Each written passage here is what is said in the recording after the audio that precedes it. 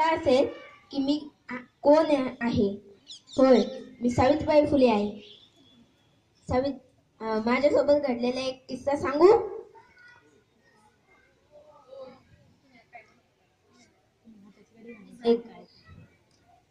एकदा काय झालं, ज्योतिराव फुले त्यांना फुलांच्या बागेत जायला आवडायचे, म्हणून ते दरवेळ फुलांच्या बागेत जायचे.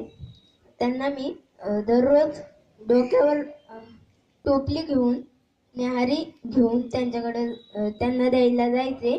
आणि एका दिवशी असंच जाता जाता मला खूप उशीर झाला.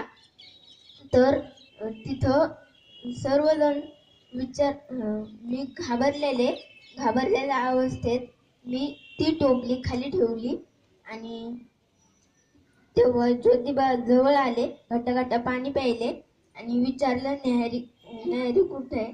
तर मी घडलेला किस्सा सांगितला की मला आंब्याच्या झाडाखाली एक म्हातारी दिसलेली आणि त्या म्हातारीने 4 दिवसांपासून काही खाल्लं नव्हतं. तिला मी न्याहारी दिली. टोपलीतली सगळी भाकर व कालवण तिला देऊन टाकले. ती पण आदर्शासारखी खात होती. एवढं बोलून मी माझे एक पात्री नाटक संपवतो. जय हिंद, जय महाराष्ट्र.